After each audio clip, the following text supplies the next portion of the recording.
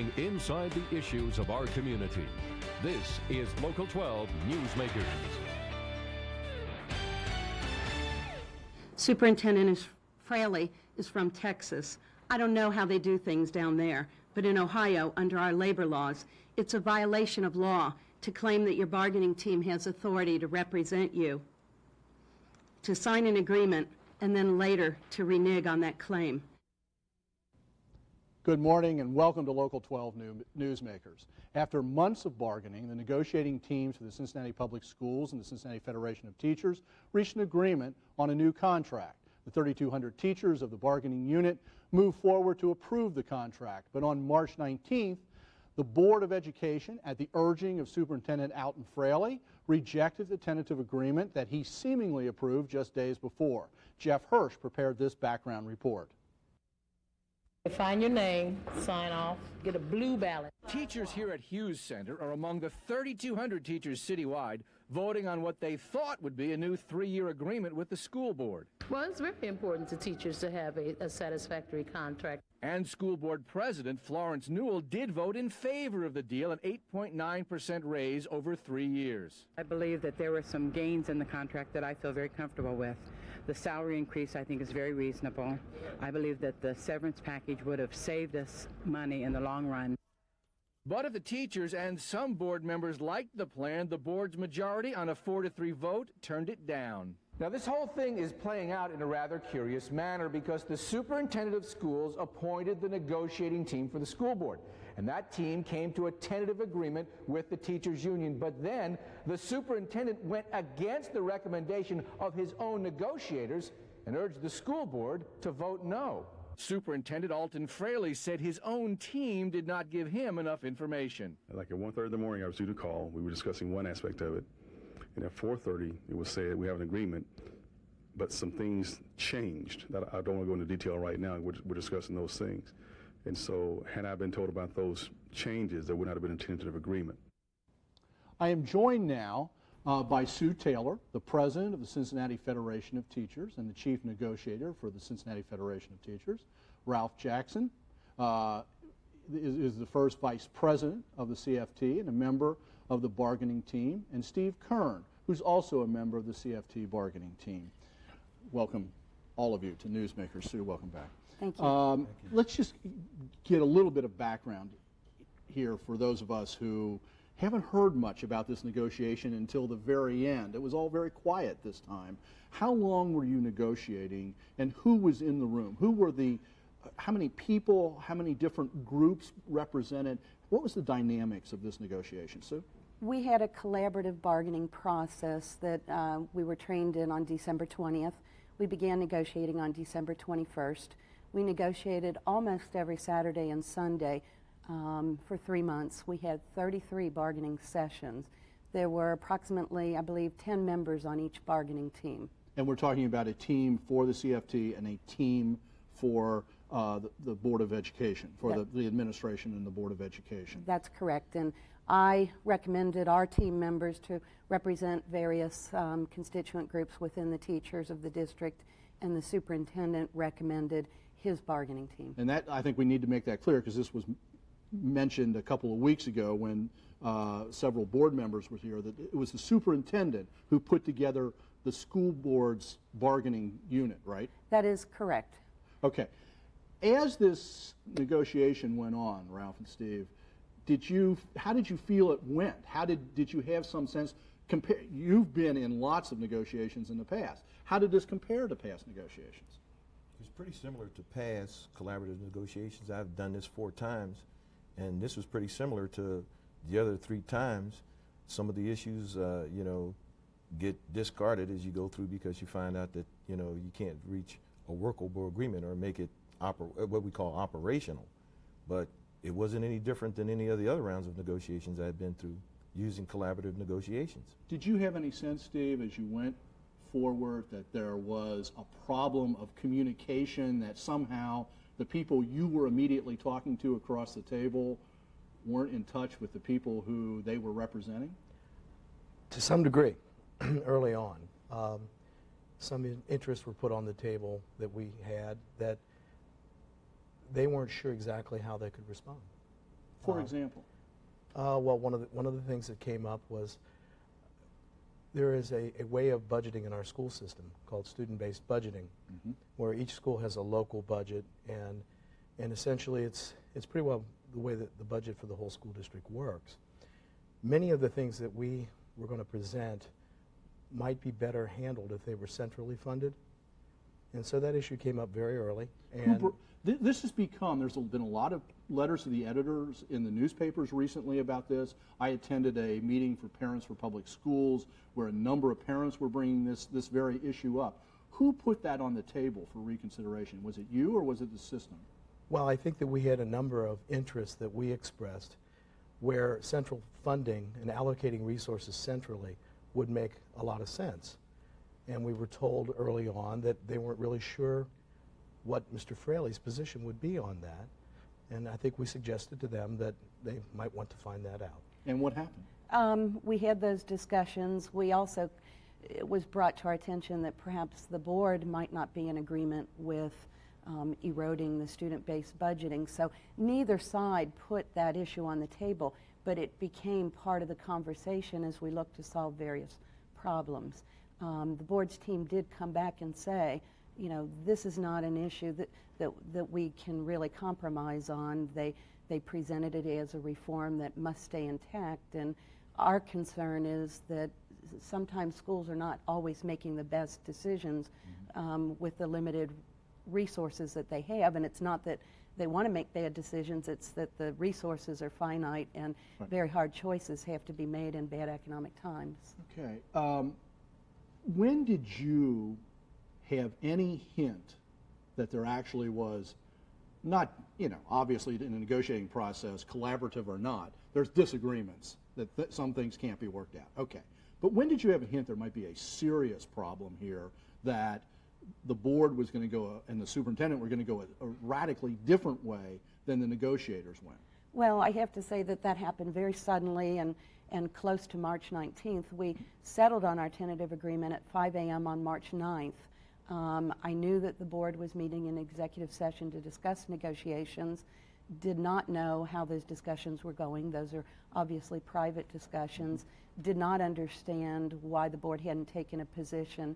And really it wasn't until March 19th when they came back into public session and rejected it. So that was really when I knew that there was a problem. Although there was a rumor a couple of days ahead of that the superintendent had said in that closed meeting that he was recommending against it. And that may be, and one of my biggest disappointments is the lack of communication. Superintendent never picked up the phone to discuss any of the items on the bargaining table or his position at all, period. Never heard anything from the superintendent. It certainly wasn't known at 4:30 on the morning of March 9th, because we shook hands, it was very amicable, and we both were going to move forward with getting the tentative agreement approved. So when we left the bargaining table, there was no inkling, or I had no inkling, that it was going to get accepted. You heard what the superintendent said to Jeff Hirsch that he used in that story that I played the beginning of. Alton Fraley said that between the time that I guess he shook hands and the final written contract was worked out, and I took that to be a matter of hours, that something fundamental changed that caused him to back off. Was there something a fundamental change? Absolutely not. All three of us were there. All members of our bargaining team know what happened. We were there. The final hours of the discussion really centered on the amount of the wage increase and also an issue relating to sick leave, but there were no fundamental changes. And in fact, CFT gave up a significant position that we had held for many years. CFT gave up in those final wee hours. Which was? It has to do with the sick leave conversion ratio, which we agreed to really give up for new hires in the district. Okay. Everybody thinks, outside people like me always think that the basic pay raise is always the main issue. What is the pay raise that is projected if you can finally work this contract out? What's the projected pay raise? 3 years. First year would be a 3.2% raise, retroactive to January the 1st of this year. Next year would be a 3% raise. And in the final year, if the renewal levy passes, there would be a 2.7% raise. So basically 9% over 3 years, sort of averaging out to 3%. Just shy of 9%. Was that the real sticking point at any time during the negotiations? No, I don't really feel that it was. It wasn't a sticking point, Dan, but it was the issue that we spent the last several hours discussing. I have to say, though, I haven't heard anybody say that that's the issue over which the contract was voted down by the board. It sounds like the thing that is brought up or hinted at is this what's called severance package. And can somebody explain that to me? What's going on there? Well, go ahead, initially, Ralph. the board brought the severance package to the table through their treasurer, Mr. Gagan. And he indicated that it was a way that the board could save money over a certain number of years by incenting experienced teachers to retire. Which a lot of corporations do. Right. Okay, go ahead. So, it ended up being in every proposal they had. The first proposal all the way down the line. That's why it's surprising to find the board now saying that the severance package is the issue that they have the most concern about. So they were the ones who brought it to the table. Was it essentially changed during the negotiating process? Not at in all. any way. Not in any way, shape, form, or fashion. And now they indicate that that's why they're backing off. It's really quite odd because as we go along, we had issues that we decided that we were okay with, that both sides agreed that we didn't have to go back and continue to negotiate about. And this one was decided very early on that this one's all set. It was, in fact, in the board's first proposal of February 28th. There were some aspects of the severance proposal that we didn't necessarily like. We were told that because of IRS regulations, we really couldn't tinker with any of those issues. It was the board's proposal, and we accepted it. We know that high-level administrators in this district have received severance when they resign or leave the district. We also know that we've lost 1,500 students between last school year and the current school year. We will be in a downsizing mode. We will have to eliminate teaching positions as we have less students, and this is a humane way to deal with that problem and to try to save the teaching positions of some of our younger teachers. And the point from the school system's perspective, from the administration's perspective, is if you get rid of some of the higher paid teachers, have them retire a little bit early, you get to hire or keep lower paid teachers. So there's an economic incentive to that. Another question that has been raised here, and I want to get this clarified, that week between the time that you came to the tentative agreement and things sort of went sour, there was a press conference held by a number of community groups, the Amos Project, the Baptist Ministers Association, and the Cincinnati Business Committee, CBC, and two board members joined that, Rick Williams and Melanie Bates. And one of the issues that was brought out, they brought out a number of things, but one of the issues that was brought out was this question of tying teacher pay to teacher evaluation. Now, this is something you and I have talked about. I've apologized in the past for the way that I handled myself the last time you were here. I apologize again publicly. Thank you. But was that a substantive issue during this negotiation? And I think I'd like Ralph to address Ralph? that. It was not a substantive issue. It was broached one time at the table. We offered to bring in a consultant that is one of the foremost authorities on pay for performance, and the response on the part of the school board's bargaining team was, we don't have time for that. And so we sort of left it alone and went on to the more substantive issues that we were dealing with at the time. If I may say, Dan, we have been a little impressed with what the Minneapolis teachers are doing. We did have a proposal on the table that the board's team rejected that called for tying pay to increased demonstration of increased knowledge and skills. The board's team rejected that. The fact of the matter is they never put a proposal on the table. This is evidence that they never put a proposal on the table. Everything is documented, not by me, but by our neutral facilitator who facilitated this process and kept a running summary. We also have Xerox copies of all the flip chart notes on which all the proposals were presented.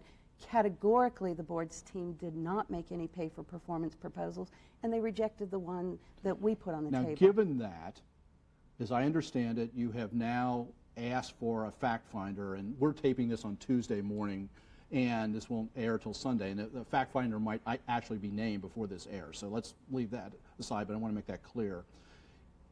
When a fact finder is identified, since that was not substantively discussed, as I understand it, that's not something that the fact finder is going to deal with at all. It's not going to come back up. Is that correct? The fact finder is not going to negotiate something that was never put on the table. That is correct. Okay. I've been through fact finding twice, and I don't recall either time where the fact finder brought up an issue that, you know, either side may have wanted but wasn't either in dispute or, you know, at loggerheads when the negotiations ended. I have less than a minute left. One question. Where does this leave the teachers, the CFT, with the superintendent, who I had the impression you had a pretty good relationship with? It's very unfortunate. I think the superintendent has lost credibility with the teachers of the district. We feel like he has really disrespected the teaching staff in this process by reneging on the work of his own bargaining team. It's extremely unfortunate. It's unfortunate that I don't believe he understands the concept of negotiating in good faith. Well, thank you for being here this morning, as obviously this is going to go on for a while, and we'll pay attention to it. Stay tuned. A special report on a new history of the Cincinnati's distinctive holiday, Opening Day.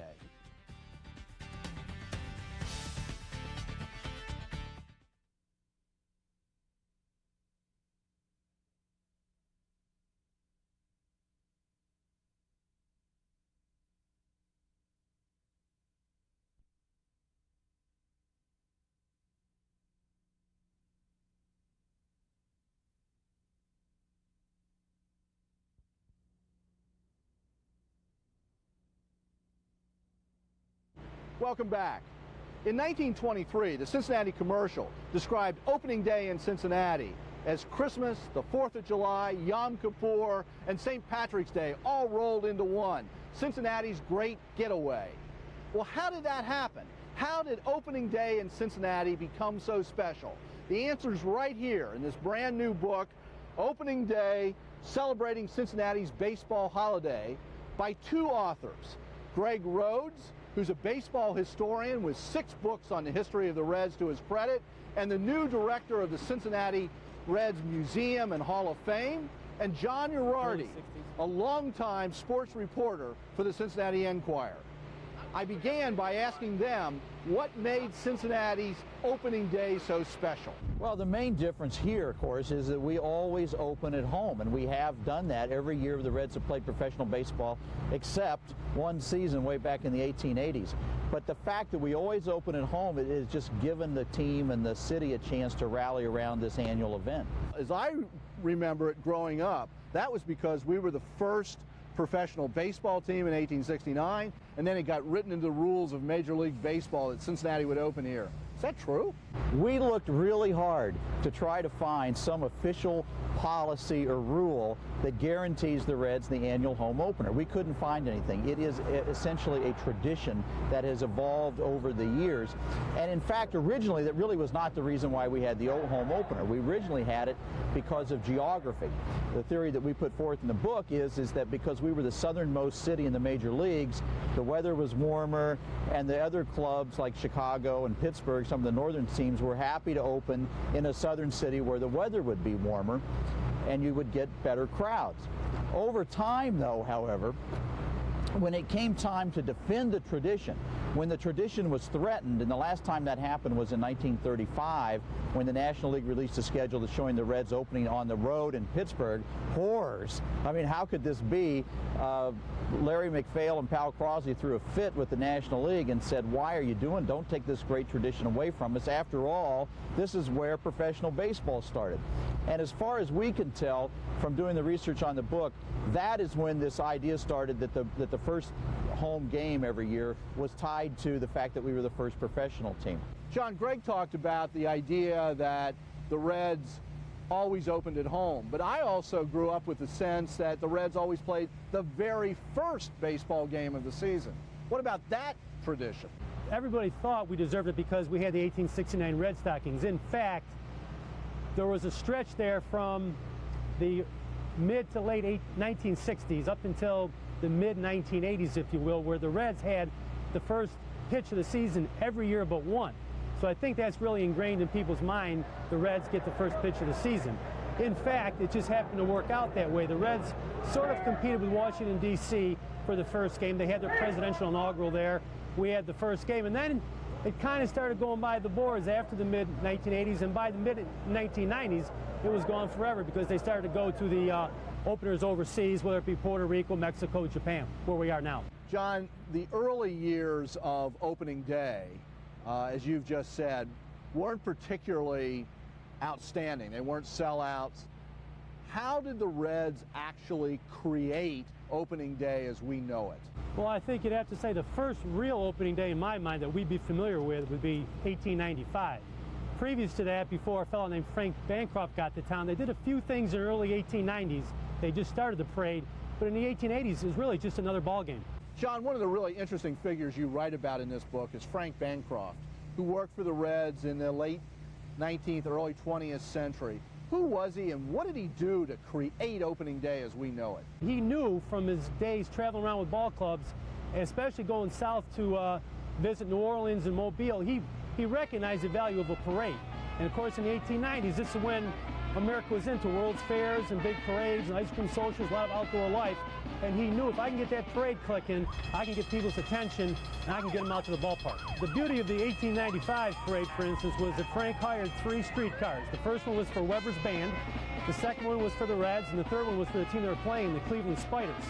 And Frank recognized if he could get all the ball players there in their new uniforms, which, by the way, had been hanging up in Grandpa Hawley's store for about 3 weeks for people to come by and notice, if he could get those guys out there to model those uniforms, he'd have the people on the streets, and boy, did he ever. We're talking thousands of people lined up on 4th and 5th Street near the Gibson House where the parade started.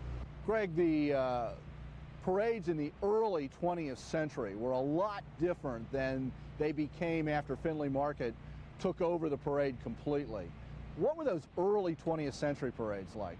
In the early 1900s, the parade was not one big organized element the way it is today. It was a whole bunch of small neighborhood groups and businesses that would get together and have their own little mini parades.